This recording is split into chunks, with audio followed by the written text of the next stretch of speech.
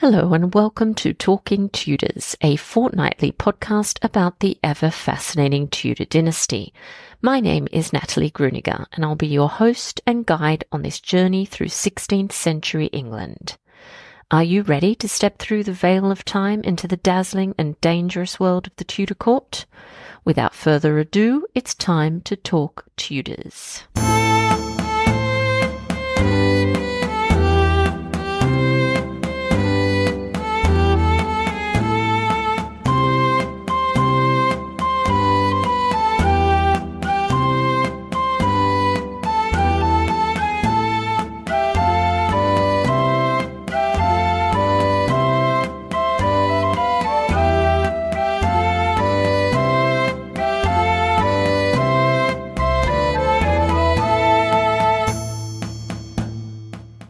Hello everyone, welcome back to another episode of Talking Tudors.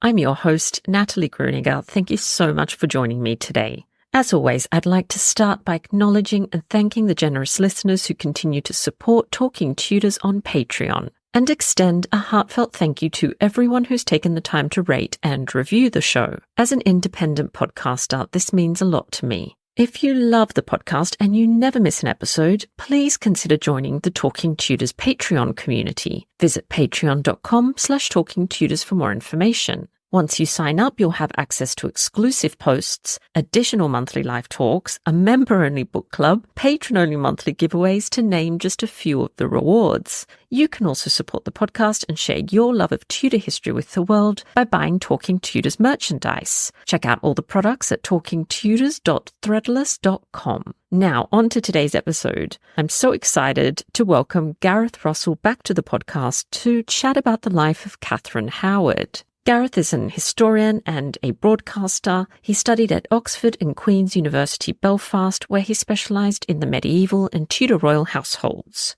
He's the author of several books, including the Catherine Howard biography, Young and Damned and Fair, and the best-selling Do Let's Have Another Drink about the late Queen Mother. His new book, The Palace, From the Tudors to the Windsors, 500 Years of History at Hampton Court, is a BBC History Book of the Year. Before we dive in, please note that this episode contains discussions of child abuse and sexual assault and is only suitable for adult audiences. Welcome back to Talking Tudors, Gareth. How are you? I'm very well, Natalie. Thanks so much for having me back. Yeah, it's so lovely to have you on the show again. It's been a little while, so would you mind just introducing yourself to our listeners and just telling us a little bit about you and your background? Sure. And my name is Gareth Russell. I'm a historian, probably most relevant for today's talk. I'm the author of a biography of Queen Catherine Howard called Young and Damned and Fair. My undergraduate was history, my postgraduate was medieval history, and I wrote about the Queen's household in the 1540s, specifically Catherine's. And I'm the author of other books, including The Palace, which is The Tudors to the Windsors, 500 Years of History at Hampton Court. So that's my most recent book. So I've sort of been, for one of the chapters, revisiting Catherine's fall again. So Catherine and I are never apart for too long, it seems. I know they call you back, these people, don't they? I know that happens. They do, yeah. She's very insistent. Very insistent, these Tudor queens. Well, it's actually been ages since I've recorded an episode on Catherine, so I'm excited to chat to you about her today because, of course, there's always, new insights coming out and things that we can discuss. So maybe before we jump in, would you mind just giving us a little bit of a sort of intro, a brief intro into Catherine's family and her early life? Yeah, so it's Catherine is born in the 1520s, and for a while there was a pretty broad spectrum of when she was born. In the early 20th century, and a date was put forward of 1518, which I think would shock a lot of people today as unfeasibly early. And it is. Part of the reason for that was that a very well-respected art historian called Sir Lionel Cust identified, I'm sure many of your listeners and viewers will know the portrait I'm talking about. It is a half length of a woman in a navy dress with a white French hood that's often passed off as Catherine, particularly in sort of, the Six Wives of Henry VIII dinner mints. It's often where she turns up. But there was a period in the first half of the 20th century where that portrait that we're now pretty as certain as we can be certain is Elizabeth Seymour, Lady Cromwell, was misidentified by Cust as Catherine. And because the date behind her head gives the sitter's age as 21, a lot of people said, oh, well, that's proof that Catherine was 21 in about 1539, 1540. So they backdated her date of birth, which is a fantastic example of portraiture wielding way too much influence on what we conclude about people. So then in the late 20th century, the pendulum swung to the opposite extreme, which was 1525. And that was very much the date put forward by Joanna Denny in her biography of Catherine. All the evidence that we now have would suggest that actually, strangely, the most traditional date of birth that we have for her, which was 1522, is probably the correct one. At a stretch, 1523. And in fact, some of the earlier proponents of 1525 have agreed that the evidence would indicate 1522. So she was born into the Howard family, who are often described as, the greatest bastions of old money and the bluest of the blue bloods in the Tudor nobility. And certainly the Howards are a great example of, if you keep saying it enough, people will believe you. There are other families in the British Isles aristocracy who have a much older pedigree than the Howards have. The Butlers and the Fitzgeralds in Ireland, and then you have sort of the Percys and the Nevilles and the Greys, the Greys here, the Earls of Kent, and they have a much, much older pedigree, but the Howards somehow manages to convince everyone that they've always been there, even though, they first got the dukedom in the 1480s. But they're certainly, they've married into a lot of older families, and they're well connected. They're still sort of, by the time Catherine's born in 1522, slightly, in fact, they never really escaped this. Like all the great families at Henry VIII's court, they're really playing a very lethal game of hopscotch. I don't know if anyone's seen Indiana Jones: The Last Crusade, but that task he performs when he has to spell out the name of God on the stones, and he jumps from letter to letter. And if you land on the wrong one, the ground falls out from under you. That is sort of the experience of being a nobleman at Henry VIII's court. You're constantly trying to spell out the right answer, and then if you one wrong step and it's the abyss. So her father, Edmund, is the younger son of the second Duke of Norfolk, and English aristocratic laws are very strict at the time. You don't get the full whack of money unless you're the eldest. And that is one of the reasons why historically the English aristocracy remains so influential well into the Edwardian period. Their money stays intact from generation to generation. It's a little bit stressful for younger sons, and it means they have to parlay the family name into a career of their own, and Edmund's not very good at that. He's sort of a financial disaster, and Catherine is born. When I researched the book, there was only one place she could have been born, which is on Lambeth High Street, because her father could only afford to run one household. And he had married a fellow sheriff in Lambeth, widow, a woman called Joyce Culpepper, who is very, very, very distantly related to a much more famous Culpepper in Catherine's story. And Joyce is in Catherine's life for a relatively short period of time. Joyce died in about 1528. And maybe 1527, but let's say Catherine's about 4 or 5 when her mother dies. There's the grief of her mother's death, but there is really also the financially straitened circumstances. Her father's seriously in debt, to the point that he actually is hiding from creditors. And so when Catherine is about 8 or 9 years old, her much older cousin Anne Boleyn, who we've no firm evidence they ever met, although they may have briefly seen each other if Anne came to visit, Anne steps in and helps her financially incontinent Uncle Edmund, and she gets him a job in the administration of Calais. And so Edmund and his new wife go there. And Catherine, like most children in the English elite, is sent to live in the home of a relative at this period. In her case, her step-grandmother, Agnes, the Dowager Duchess of Norfolk, who's one of the wealthiest women in England at the time, certainly in the top 5. So you mentioned that Edmund goes to Calais with Anne's help. Does he have any sort of significant position at Henry's court prior to that? No, he doesn't. There's one of the things I found that was just such a eureka moment and really kind of magical to discover when I was researching, was in a collated chronicle of sort of miscellaneous court documents from Henry VIII's reign. Someone had used one of pieces of paper on the back. Someone had used it as a score sheet for a joust in 1511, and looked at it and I thought, I could see Edmund's name, which is really exciting, and he had jousted against the king, and I was like, something's odd here when you looked at the other scores. And then I realized what was odd, which was that Edmund was the only one on that sheet who hadn't let Henry VIII win. Couldn't have, could he? But he did, and it was not a small margin of victory. Sorry, Edmund walloped him on the jousting on the tourney field, and that sort of tilt yard thrashing that Edmund gave Henry VIII was something that Henry VIII doesn't ever seem to have forgiven him for, or at least it started a really lugubrious trend whereby Henry VIII repeatedly torpedoed Edmund's career. And there's a suggestion that Edmund might have had a fiery temper or wasn't especially competent, but the level of Henry's vindictiveness to him does seem extreme. So he denied him proper positions at court, which was absolutely, as the king, Henry's right to do. But even when Edmund went to Calais, Henry would intervene. So at one point, Calicians, as they were known at the time, the local authorities elected Edmund to quite a prominent position within their administration. And when Henry VIII heard of that, he had Thomas Cromwell directly intervene to overturn the election so that Edmund couldn't get the job. So no, he wanted a job at court. And I don't think he ever fully understood what he'd done to turn the king against him. And there may have been other things beyond that joust, but it's really interesting that before the joust, he is welcome at court, and after, not so much.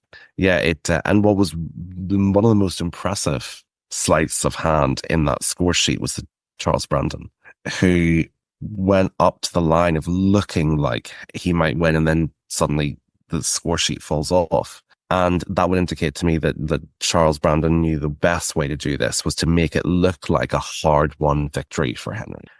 He wasn't so you can let him win, but you have to make him feel like he's earned a victory. So it's interesting to watch how all the different noblemen at that joust played the game, quite literally. Yeah, that's amazing insights, really, from that one incident into not just Edmund's mind, obviously. How strange. What was he thinking? I is what I'm thinking. What was he thinking? Well, he was apparently pretty athletic, and the family were. And I think the Howards are kind of jocks. I mean, I always think of them as the men are kind of like, there's an element of sort of a rugby team there. And I think the competitive urge it happens. Like, I mean, there's some, I've mates who played rugby, and for some of them, it was like watching the red mist descend. Like, they could have broken an arm and they would have tried to keep playing to win. And I think Edmund was the same. I mean, it's just speculation on my part. I always try to be clear when I'm doing that. But I would imagine that Edmund is the kind of person, like several of his family, who, when it came to things like that,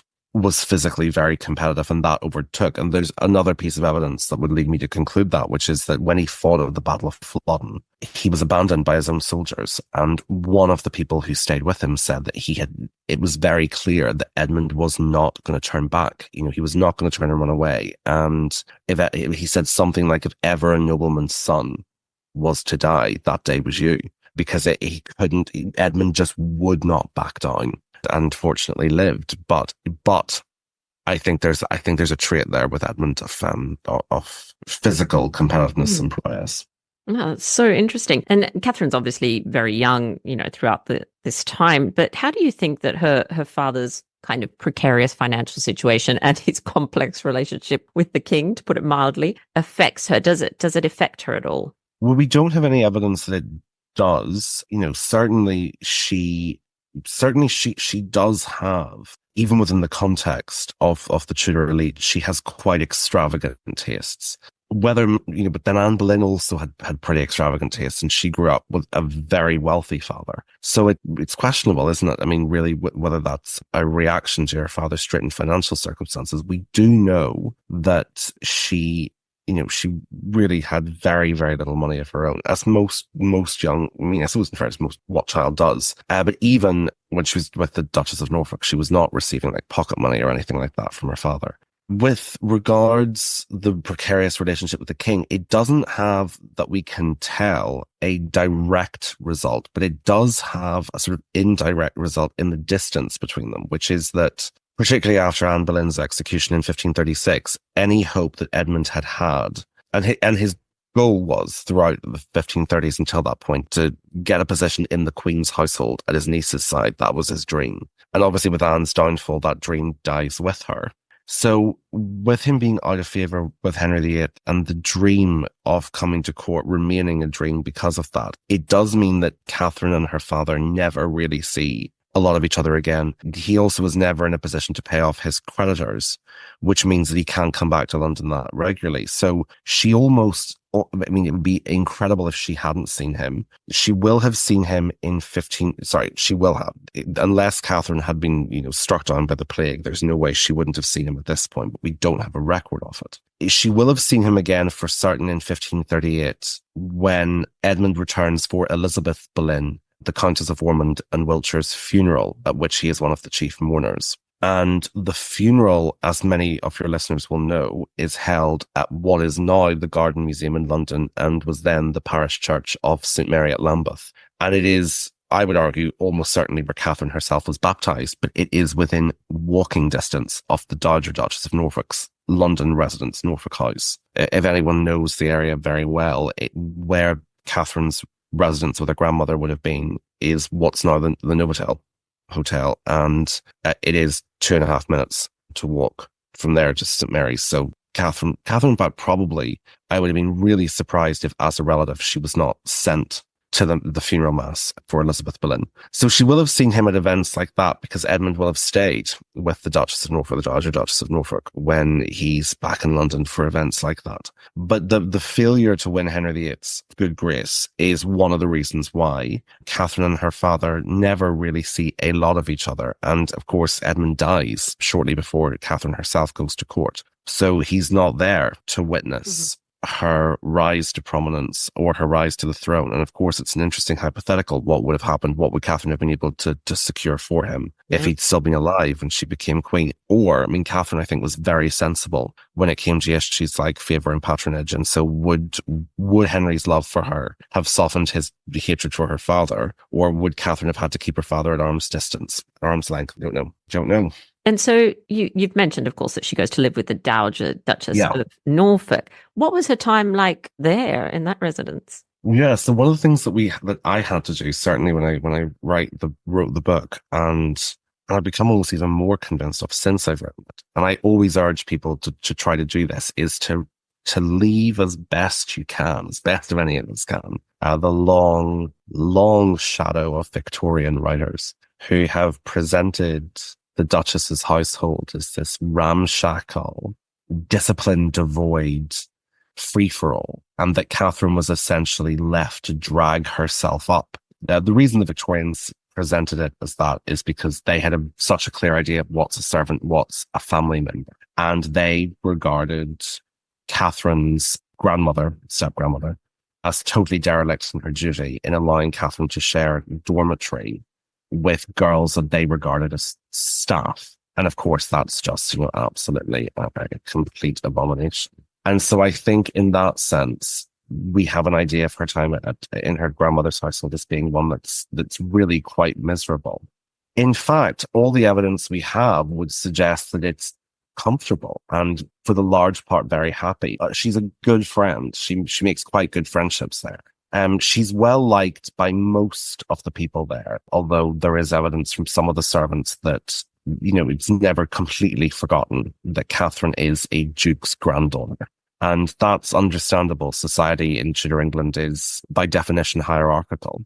She's not also devoid of immediate family members. Her brother Henry spends time there as a ward. She has a good education by Tudor standards, not excellent in the way that, say, Boleyn's was, or certainly Catherine of Aragon's, Mary I, or Elizabeth I, but good.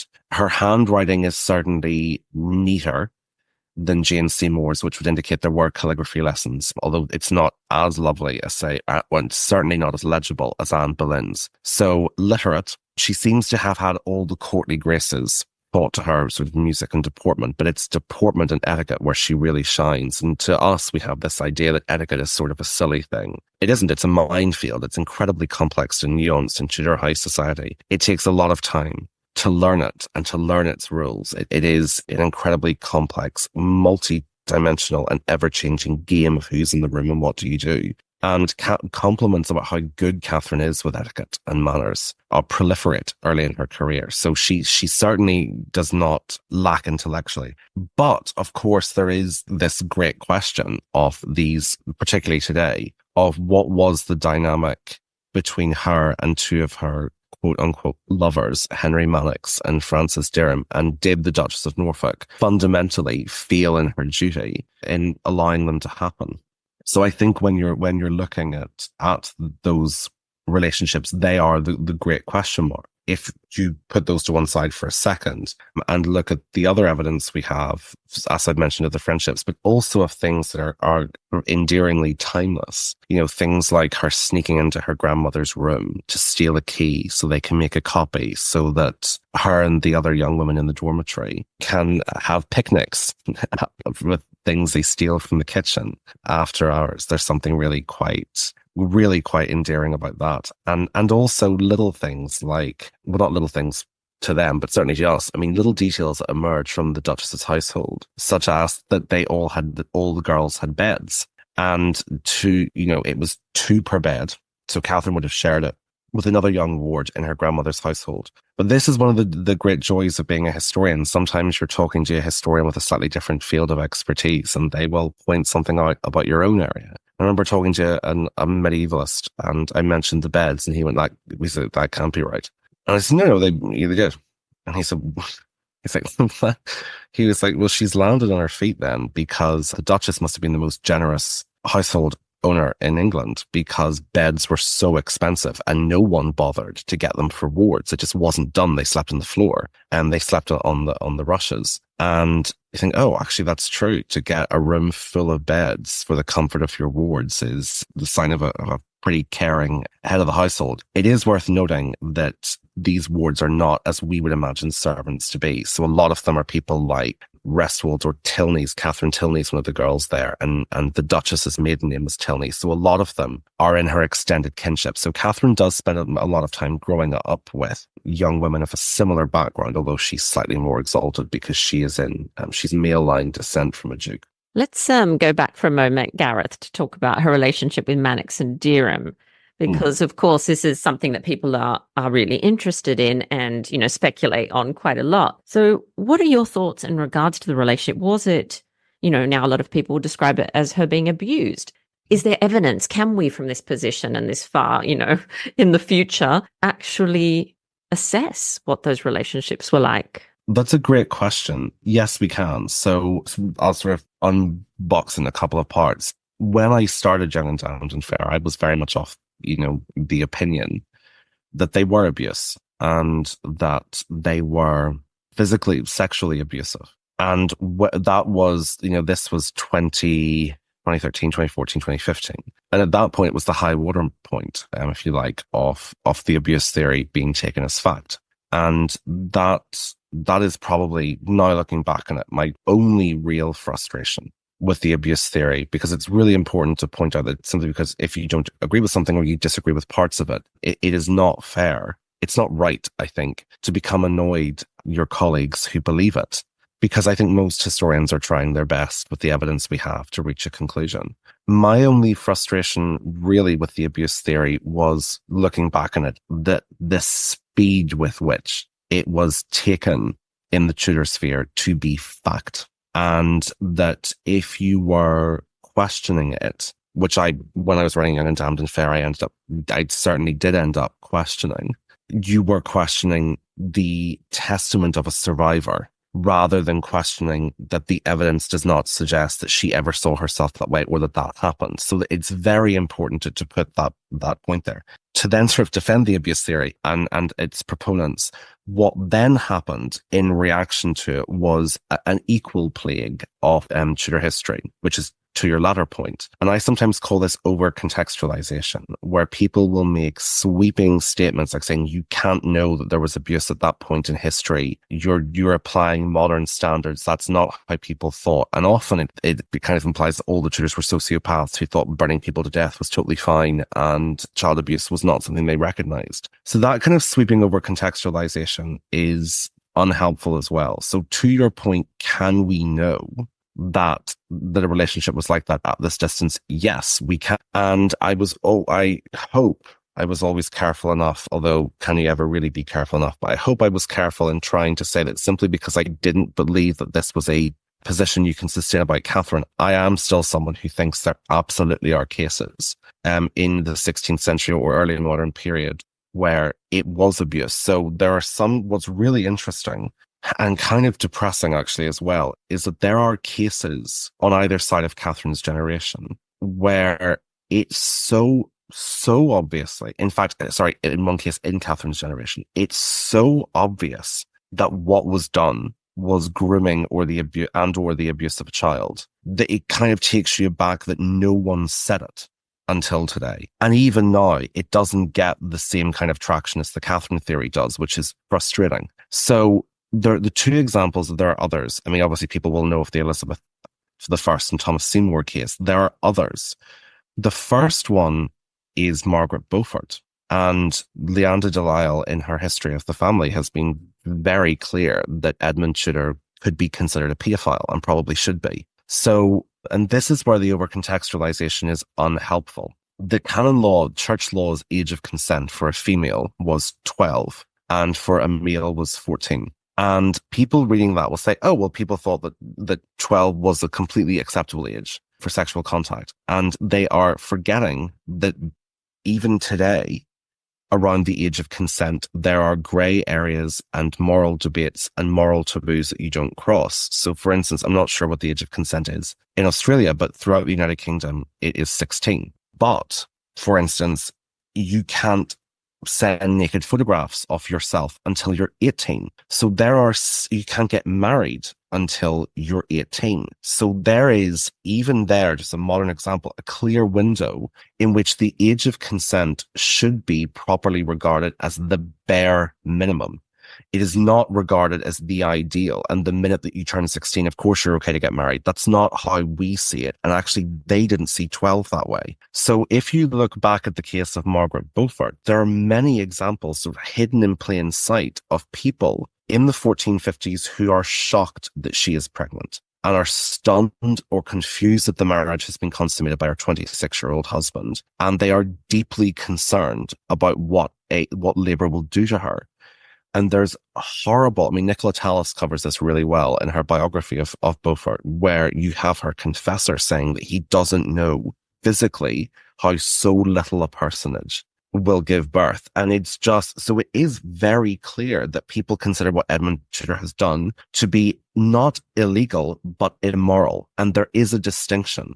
The other case that mid-16th century French history is not something I write about a huge amount, but sometimes when you sort of read it again and you think, oh, how do we all act like this was normal? One was the case that I was referring to that was from Catherine's generation was Henry II, the future King Henry II of France, who many people will recognize as Catherine de' Medici's husband, and Mary Queen of Scots' first father-in-law.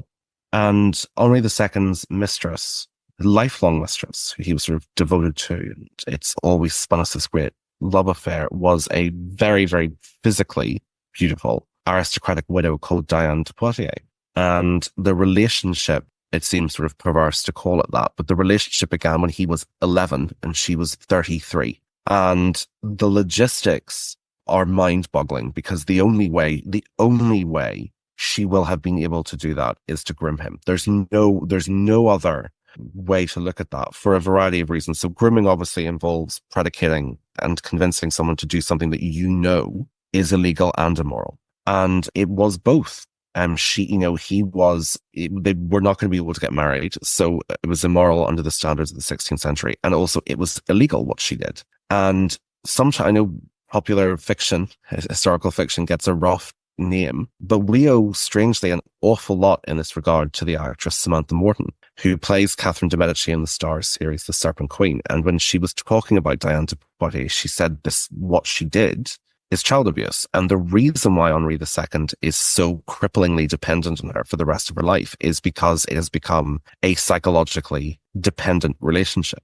And you look back on how many times this relationship has been presented as a romance. And, poor Henri, he had to marry the dumpy Catherine de' Medici when he had this, statuesque Amazonian mistress who he was really in love with. And really up until like the 10 years ago, it was romantic. And it's still, I do not think Diane de Poitiers has been held to account for what she's done. So I cite those two examples to say, to really refute this, I think, quite pernicious idea that there's no such thing as child abuse in the 16th century, and it's just us projecting our modern attitudes back. It isn't. There are clearly examples from the 16th and 15th century where Catherine's contemporaries or near contemporaries were aware it existed. And certainly simply because I don't agree that Catherine was a victim of child abuse, just as a historian, I don't agree.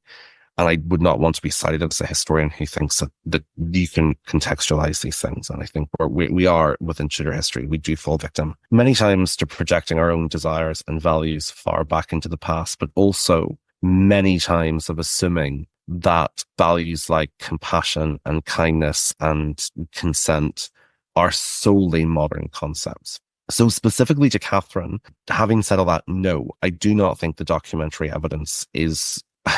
I could say I don't think it's strong enough to sustain the abuse theory. I actually don't think it's there at all. And I think that there is substantial evidence to the contrary. So if anyone is interested in reading alternative perspectives, Josephine Wilkinson's biography, Joanna Denny's, and Connor Burns would be the ones I would recommend who reach a different conclusion from me. And certainly I think anyone who engages with a topic like this deserves a great deal of credit for dealing with something that is by its nature traumatic and horrible. And it's not embarked upon lightly by any of those writers. So one of the reasons why the abuse theory really shook off in the 21st century was Joanna Denny's biography I just mentioned also really pushed the idea that Catherine was born in 1525 and that the music lessons with her tutor Henry Mannox began in 1536 and that the Mannox liaison lasted 1536 to 1537 and then the Francis Dereham liaison about 37 to 39. And that would put her at the age of 11, which would bring us into the territory we've just discussed with Henri II and Diane de Poitiers. So there are a couple of problems with that. Firstly, that Catherine wasn't almost certain. In fact, she couldn't have been born in 1525 because you weren't allowed to make your debut at court if you were that young. So she would have to have been born around 1523, 22, far more likely. But anyway, when you're looking at the Mannox liaison, 1536 is one of those dates that we've sort of been repeatedly told. And when you look at it, all of a sudden, the evidence isn't quite there.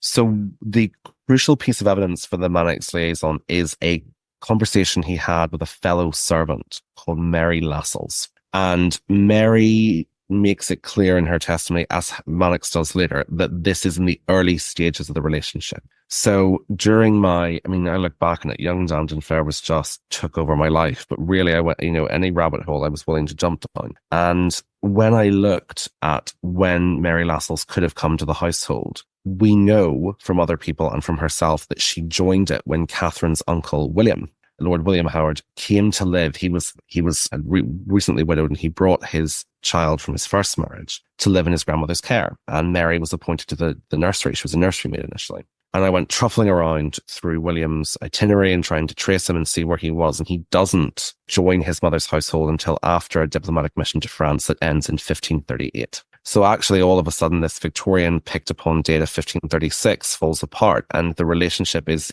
I would argue, is kicking off around 1538 for that conversation to make sense. So you're looking at someone in Catherine's case who's about 15 or 16, and Henry Mannox is probably in his early 20s. He's referred to as young Mannox at one point. So and obviously young is a nebulous term, but certainly you wouldn't be referred to as that if you were above your mid-20s. And he might have been a little bit younger than his early 20s. At our safest in discussing this, let's say early 20s. And all of a sudden, this argument we have that Mannox was a teacher, and that conjures just someone maybe in their 30s or older with an 11-year-old, that is clear, unambiguous child abuse. When you look at it and realize that he is a musician who, along with a colleague, tutors the Duchess's wards, and that Catherine is 15, 16, and he's in his early 20s, it becomes a different dynamic. Likewise, with Francis Dereham, the argument that it was sexually coercive is not sustained by multiple separately collated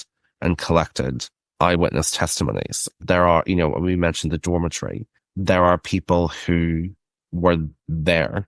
One of them had to get out of the bed, and there were people in the next bed, and they heard both of Francis and Catherine enjoying themselves during it. It's simply unsustainable, I argue, from a documentary perspective, that these were acts of either child abuse or sustained sexual assault, which is how the Francis Dereham relationship is sometimes displayed.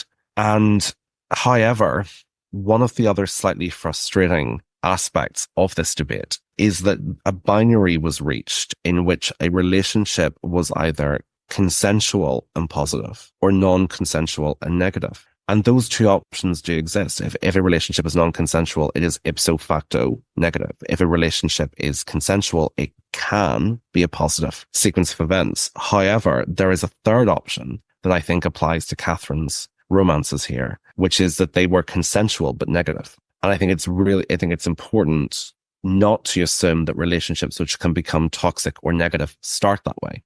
And certainly Mannox, they have some form of physical intimacy. They do not go, in sort of common terms, they don't go all the way. He wants her to, and she says no. And then he has this quite graphic, grotesque conversation, braggadocio with Mary Lascelles, who tells people, and Catherine finds out and she breaks off the relationship. And then there's the Francis Dereham incident when, the relationship starts consensually. I think I've said to you before, I think a lot of it is very close to narcissistic love bombing. The relationship, he loves her, he buys her gifts.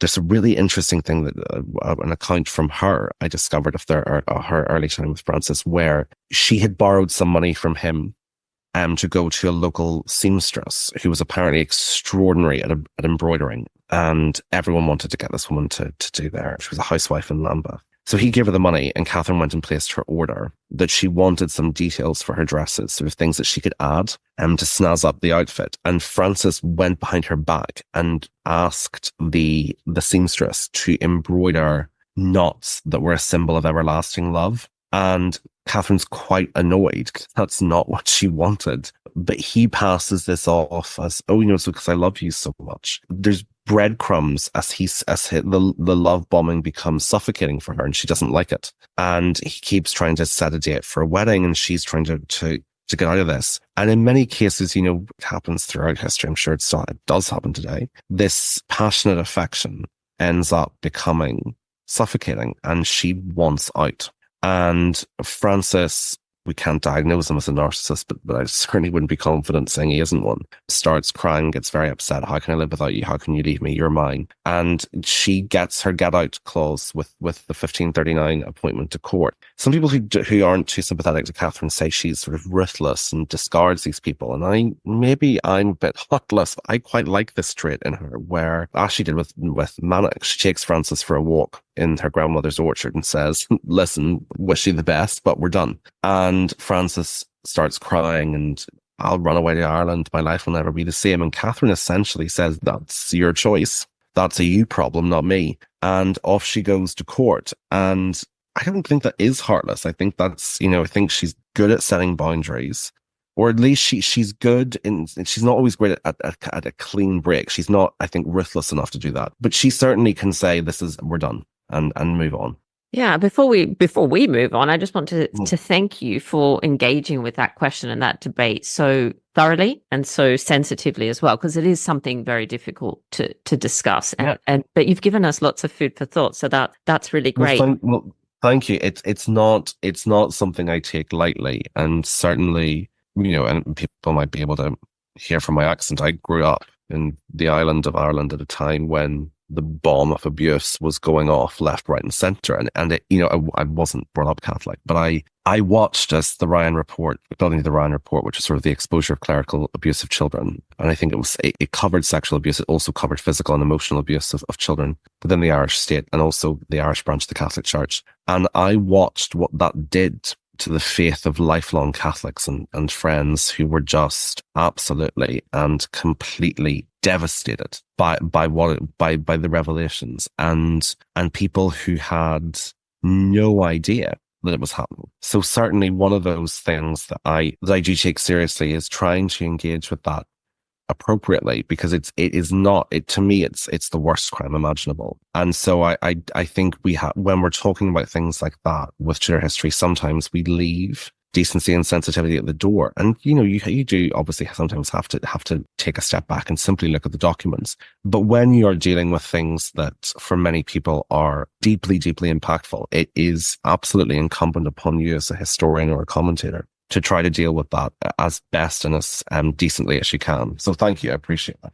Yeah, I couldn't agree with you more. Now, there is another thing that I often hear when people are discussing the Howards and Catherine's story in particular, and that's that her family, the Howards, plotted to get Catherine on the throne. Like, we hear this a lot, this idea that they're sort of sitting in the background, they're scheming and thinking of ways to get her in front of Henry. So talk to us about this idea and how you interpret Catherine's arrival at court. That's a fabulous question. It is the most enduring myth of Catherine. And again, when I went into Young and Damned and Fair, I was sort of off the impression that that was what had happened. It's probably, I mean, it's taken as read more than nearly anything else in Tudor history. And it's not true. And sometimes Antonia Fraser has this great quote that I'll butcher in her biography of Mary Queen of Scots, where she says, sometimes as a historian, you're just going away, lifting away cobwebs, even though some of them are quite pretty and people really like them. And so no, they didn't. They certainly did bring her to court. Her uncle, the third Duke of Norfolk, wins her, secures her a place as a maid of honour, which are the unmarried ladies in waiting, to the new Queen Anne of Cleves. Catherine is not at court by the start of autumn 1539. She is by the tail end of it. So probably, let's say, October, November, she goes to court, 1539, I should say. And so the standard narrative, I'm sure, and I hope your listeners or viewers will forgive me for repeating what I'm sure many of them have already heard, is that the family either brought her to court with the intention of unseating Anne of Cleves, or when Anne of Cleves' marriage started to deteriorate very quickly, the Howards pushed Catherine in front of Henry and masterminded her step to the throne, and that she was used as a pawn with the Duke of Norfolk as chief chess master. So there are problems with this, and again, it was exciting in the archives to follow that breadcrumb / paper trail. So the first is that history is inevitably written with hindsight. It is impossible to ignore sort of Banquo's ghost at the feast, if you like. You know what's coming, but you have to try as much as you can to remember the people you're writing about do not have that benefit. So before the suggestion that they were going to try to use her to become Henry's mistress, before Anne of Cleves arrived, the Howards were not as clever as they thought they were, but no one is stupid enough to try to make Catherine the Queen's rival before the Queen arrives. If for no other reason than when Catherine makes her debut, there is every indicator that Anne of Cleves will be a success. There's no reason to assume that Henry and his marriage won't be successful. So in regards to that, no, I don't think they bring her to court with that intention. Then the next detail that is tricky with this is that the Duke of Norfolk isn't even in the country at the point when he's supposed to be pulling the strings. So the Duke of Norfolk is, for the first few months of 1540, which is the crucial period when he's allegedly plotting Catherine's rise, he's in France on a diplomatic mission. And what's the letter that I found particularly interesting from that period in his life comes from his negotiations with Francois I's sister, Queen Marguerite. And in it, Queen Marguerite tells him that if he wants to sort of swing the needle, he'll need to speak to Francois's mistress. And the most fascinating comment the Duke of Norfolk makes in this private letter is, well, that's ridiculous. Like, what can a mistress do?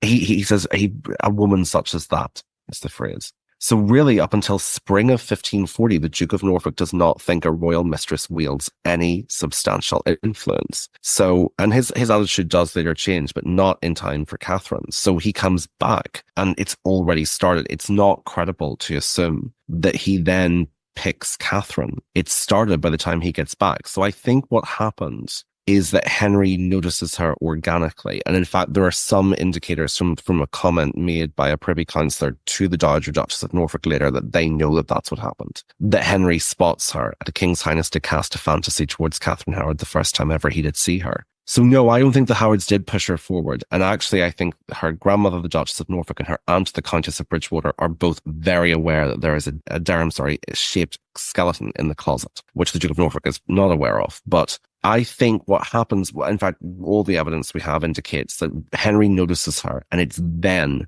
that the Howards start giving her advice. So it's not, the pendulum doesn't need to swing completely in the opposite direction. Yes, they did give her advice, unquestionably. They did benefit, not as much as people think, but they did benefit when she became queen. However, no, they did not push her forward. I think the metaphor I use in the book is they played the cards dealt to them very well, but they didn't stack the deck. Yeah, I think sometimes there's this tendency to forget, as you've said, that they don't live with the benefit of hindsight, but also that they're like us, responding to Yeah. events and things that happen on a daily basis, which is how I see it and how suddenly you Mm. seem to have portrayed it in your book. And the other thing I love, Gareth, I love so many things about your book. I've read it several times, and we recently read it as the Talking Tudors little Patreon book club and loved it. Had such a great discussion. But the other thing I love is when you're talking about Catherine's relationship with her uncle, the Duke of Norfolk, and the Lady Mary. I found that absolutely fascinating. What insights do those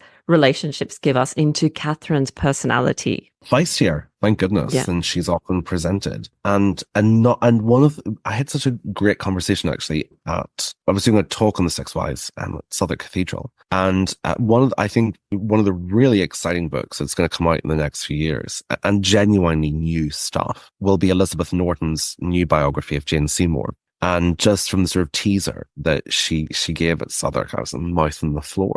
Now, the Jane that I heard about there, a lot less nice than you would have assumed. And in fact, it was with Tracy Borman, she did the Anne of Cleves talk, so I was right after her. I said, that's a really unpleasant side of Jane. And she said, no, I know, that's not, it wasn't, she came across as tough and actually greedy. But when we were talking about it, one of the things that we both agreed upon was that, making someone interesting does not mean making them nice. And actually, some of the best things that we can do for these forgotten people of Tudor history is to allow them sharp edges to their personality. I think one of the reasons why Anne Boleyn endures with such levels of fascination is that there is both the soft and the sharp. And, hopefully we can give these other women and for the forgotten men of Tudor history, these edges back. So Catherine does have edges with Lady Mary and future Mary the First. Mary the First is sometimes still seen as a child at this stage, and it is worth noting that she is in her mid-20s by this stage, early to mid-20s, and she does not take shine to Catherine, and court gossip is a self-feeding beast.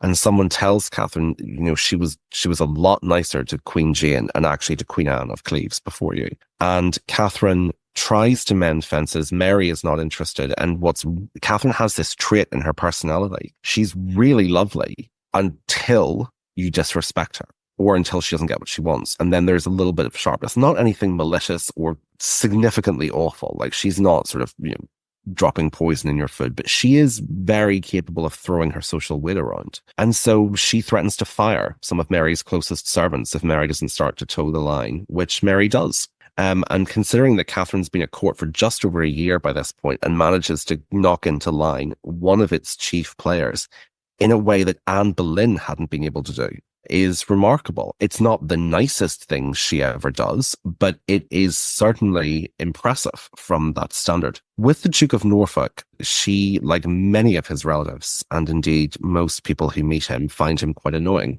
And he becomes more annoying. And we know about this because at least one of her ladies in waiting blabbed and told him that Catherine really didn't like him. And when he joins the tour in 1541 of the North, she's at Grimsthorpe, and she's irritated beyond measure that her uncle Norfolk is there. And the relationship between them is not warm. He hasn't done as well out of her queenship as he probably hoped. And there's no social or emotional warmth between them. And she very much keeps him at arm's length. And again, that to me, I quite like that. I mean, understandably, no one wanted to be in Norfolk's company longer than was absolutely necessary. And no, so she certainly, that there is sharper edges with Mary, and there's also, again, a firm ability to say who she does and does not like with her uncle Norfolk.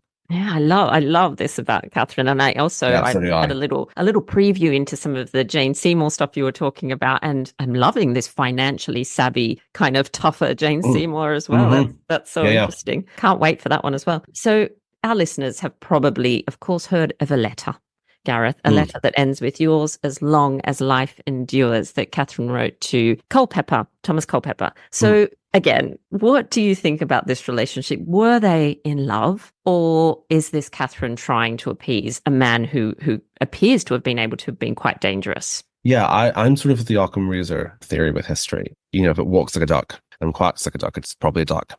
And with the letter, again, other historians and colleagues of mine disagree. I have read and reread the letter many, many times. I have looked at it to try to see, is there something that hints at blackmail? It's not there, in my own opinion. It's a love letter. And, to sort of paraphrase the current king, were they in love? Whatever love means and whatever love is. Love is a nebulous concept. It's a wonderful thing, but it doesn't always happen between wonderful people. And for me, we often try to apply these theories to the past. This is how people behave, a Protestant would behave this way, a Catholic would behave this way, a woman would behave this way, a man would behave this way. Yes, there are, of course, determinant factors in that. And it's important to allow them that, but it is also important to allow the universality of the human experience, which is that sometimes, particularly when you're in your late teens, early 20s, you fall in love with people and it's all consuming and discombobulating and silly and foolish and illogical and unfortunately often risky.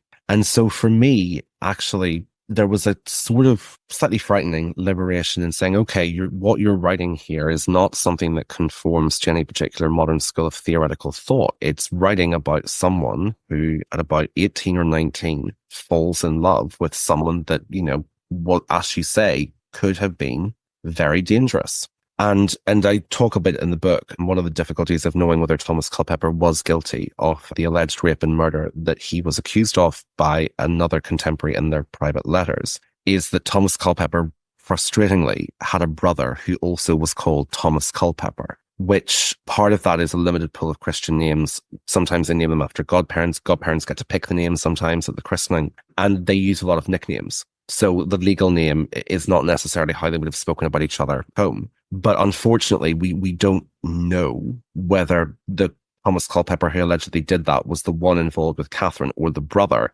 Now, what I would say about that is, let's assume for argument's sake it's the brother. That does not let our Thomas Culpepper off the hook, because we do know that the king granted a pardon for the sexual assault of a woman and the manslaughter or murder of a man who tried to help her. The king granted a pardon at that because Thomas Culpepper asked him to do it. So whether Thomas Culpepper had done it or whether he got his brother's freedom after doing something doubly horrific, this is not someone who I think is a particularly pleasant person. There's also just there's a stickiness in the sources where Thomas Culpepper there's always something that he's pushing the boundaries. So, he worked for the Lyles in Calais and was allegedly a little bit too friendly with Honor Lyle. And yes, wore her colours in the joust, but there seems to have been that was kind of pushing at the boundaries. Him and Catherine had been romantically involved when she first came to court. He wanted it to be a sexual liaison. She didn't. So he slept with somebody else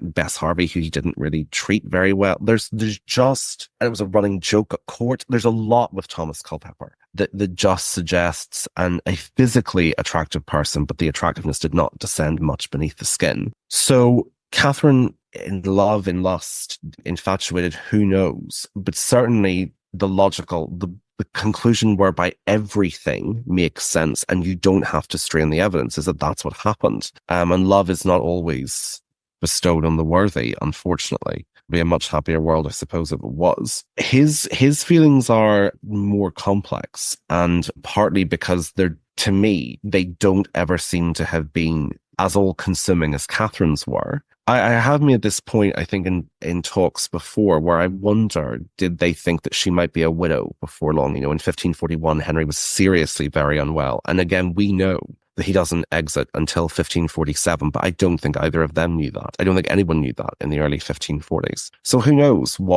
she would have been one of the wealthiest women in Northern Europe as the Dowager Queen Catherine. Fascinating hypothetical. But yeah, I think the logical conclusion is that she fell in love, whatever, and again, quote Charles III, whatever love is, but a facsimile of it, certainly. Yeah, I just want to jump forward a little bit in time here, Gareth, to talk a little bit about after Catherine's past is uncovered and Henry knows what's going on and they're investigating what has happened. You talked about some issues with Catherine's confession. And earlier you were also speaking about her edges. Now, it seems that she was perfectly willing to sacrifice Lady Rochford in this situation. Mm-hmm. So can you talk to us a little bit about all of that? Yes, there are flaws in the confession. The one that is most frequently cited is the per me version. and it's shorter, and it was a huge mistake for her to make it because it was the last of the confessions and she contradicted a lot of what she'd already said. And Thomas Cranmer and a lot of his colleagues in the council famously reached the conclusion, well, if she's lying about this, what else is she lying about? And so the investigation, ups its game and widens its scope. But one of the few times I've audibly sworn in a library with joy was when I found, so there were three. We've lost the first confession, but the second one hadn't been published in hundreds of years. And when I found it, I was very, very, very happy. It's about 5 or 6 times longer than the third one that I just mentioned. It is extraordinarily detailed and in many ways extremely touching. She reminisces about her life, and it's the closest you come to her personality. There's such honesty and candor and sometimes wit and warmth and regret. And it's a thorough confession of what had happened.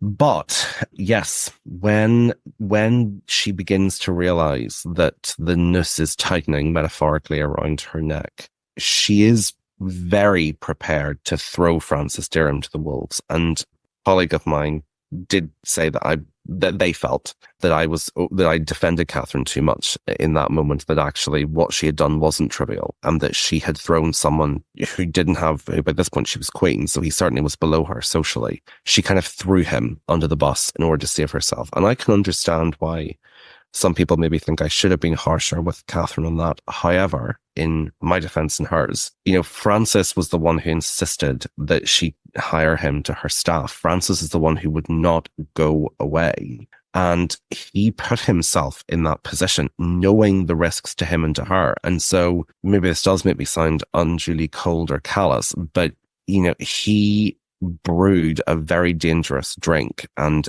it's unfortunate he had to drink it, but that's the way the cookie crumbles. And I don't blame her.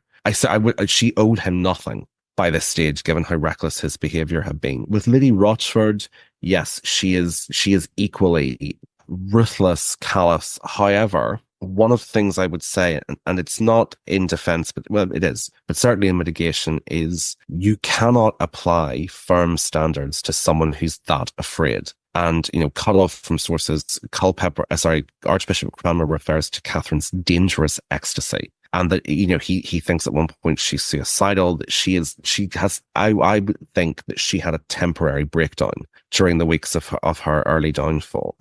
But yes, she does wash her hands of Lady Rochford, although in Catherine's defense, Lady Rochford washes her hands of Catherine with equal vigor and an equal lack of regret. So I don't think we can blame either of them. I think it's a terrifying situation, and both of them realize that all you can do at this point is try to swim to dry land yourself. There's no way that you can save anyone else who's drowning, unfortunately. Yeah, and when Anne Boleyn, her cousin, was arrested, she, of course, had a trial, the famous trial that occurred at the Tower of London. Am I right in thinking that Catherine Howard refuses a trial, and that's why they're convicted by act of attainder? Why do you think she's refused a trial? It's such an interesting moment. So the House of Lords really tries to put the brakes on Catherine's downfall in January 1542. They're concerned. It's such a fascinating moment in jurisprudence and also in elite internal politics that often gets overlooked. That for one of the few times the aristocracy say this is not right, that someone who, they refer to her as a princess, but what they mean is someone who was off the royal line, was being condemned in this way. They're not comfortable with it at all. And so the offer is taken to Catherine for a trial, and she declines it. So one of the traits in Catherine that gives her, I think, part of her humanity is, as I mentioned, this complete aversion to humiliation. And I wonder, was there an element of her which felt, I don't want to hear the details of my private life read out in court like this. She may also have gambled on the fact that by throwing herself in her husband's mercy, she might be able to secure, a pardon. And Henry, people may scoff and think she was being ridiculous, but Henry had done something similar during her time as queen. Her cousin, Edmund Howard, had been sentenced to have his hand cut off for brawling within the confines of the royal court. And Henry had let it go right the way up to knife being sharpened in front of him and then told Knivet he was forgiven. So she could have thought maybe there's an element. And how Knivet had done that was by saying he accepted the justice of the sentence and he would remit himself completely to the king's will and not contest it. And so in that sense, I wonder, did Catherine hope that a similar amount of obedience would save her like acid had saved her cousin's hand? Yeah, that's interesting to think about, actually.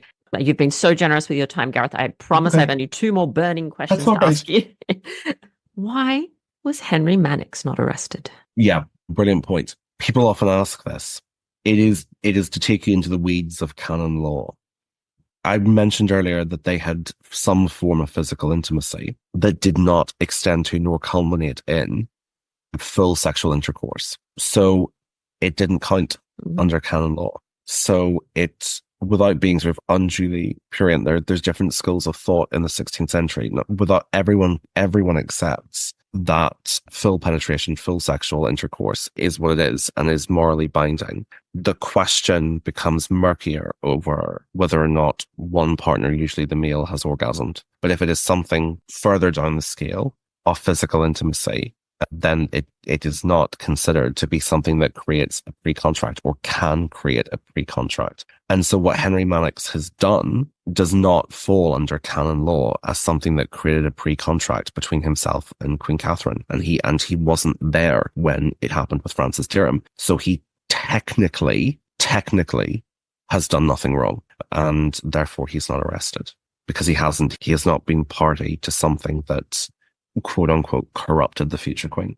And the very last question I have for you, Gareth, earlier you were talking about the fact that Catherine wasn't that great at making completely clean breaks with people. Does this play a role in her downfall?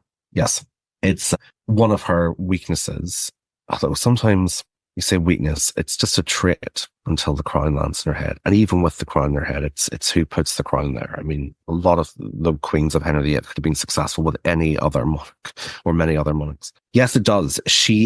Whilst she is certainly firm, and we've talked about her interactions with Mary I and with the Duke of Norfolk, she's not ruthless and she's not particularly vindictive. So I don't think she likes to see people crying, which is an understandable trait. Now she tells Mannox and Francis to, toughen up, and she's not going to change her mind. But she's never really brutally ruthless in saying, "I never want to see you again." And she tries, I think, as much as she can to be charming, and that leads, in many cases in history. And today, a lot of people, women in particular, I would argue, have been left vulnerable by the need or the social impetus to be nice rather than to say blank off. And she has that, I think. Whether it's socially inculcated or whether it was just a personality trait, I don't know. But the inability to tell Francis Dereham, listen, you coming here is such a colossal mistake that you will be torn limb from limb if this ever comes out. So here is some money, go away and don't ever come back, or you'll fall in the Thames and knock it out. She just doesn't have that in her. She just doesn't have it in her. And to me, it's a really likable trait and a very empathetic one. And I think for a lot of readers, relatable, but in a tyrannical state and a watchful court, it is a weakness. Oh, what a wonderful discussion. Gareth, what is next for you? What's coming up? I have just finished a private life of James I, Mary Queen of Scots' son. So many of your listeners will know, I think, about the witch trials that he oversees. And so that's one of the reasons why I'm being a bit loquacious on things like testimonies under fear and false testimonies and the psychology of that. And it is reminiscent, I think, of Catherine in that sense. But it's been completely fascinating, and it'll be out in the spring of next year. Oh, wonderful. Another wonderful book to look forward to. And thank you so much for being so generous with your time today. No, my pleasure. Thank you for having me. Thanks. It's so kind of you to have me back, Natalie.